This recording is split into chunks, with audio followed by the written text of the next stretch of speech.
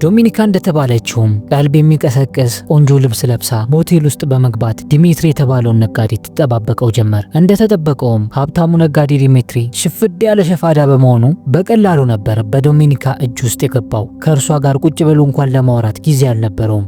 ወደ ያዘው ክፍል ውስጥ አብሮን እንዲገቡ ያደርጋል። ዶሚኒካ ምርቃኗን ሆና ሰውየውን አቅሉን ታስተዋለች። እሱም ስሜቱን መቆጣጠር አልቻለምና አፈፍ አድርጎ አልጋው ላይ ጥሏት ፍላጎቱን ለመፈጸም ይሞክራል። እሷ ግን ዋና ዓላማዋ ስልኩን በተመሳሳይ ስልክ ቀይራ መውጣት ነበርና አልሰጥም ትለዋለች። እሱም ስጭኝ፣ እሷም አልሰጥም፣ ስጭኝ አልሰጥም፣ ስጭኝ አልሰጥም ሲባባሉ በመጨረሻም አስገድዶ ሊደፍራት ሲል አንድ የሞት መልአክ የመሰለ ሰው ፊቱን በጭንብል ሸፍኖ መጥቶ ዲሚትሪን በሰቅጣጭ ሁኔታ አንቆ ይገድለዋል። ከዛም በፍጥነት ልብስሽን ለብሰሽ ተከተይኝ አላት። እሷም ምንም አማራጭ አልነበራትምና ያላትን ሁሉ ማድረግ ጀመረች። የምትከተለውን ሰው አታውቁም። እሱም በመንገድ ሁሉ ያገኘውን ሰው ነበር የሚገድለው። የስለላው ዓለም በጣም አስከፊና ጨካኝ ባህሪን የሚያላብስ ነበር። እናም በሞተር ሳይክሉ ጭኗት ወደ አንድ ድብቅ ቦታ ይወስዳትና ፊቱን ሸፍኖት የነበረውን ጭንብል ያወልቃል። በዚሁ ቅጽበትም አጎቷ ኢቫን ይመጣና ያገኛታል። በዚህ ጊዜ አጎቷ በጭራሽ የሚያወራቸው ቃላትም በጭካኔ የተሞሉ ነበሩ። ከዛም ሁለት አማራጮችን ያቀርብላታል። ገዳዩን ያደረገውን ነገር ሁሉ እንዳየችና በመልክም ስላወቀችው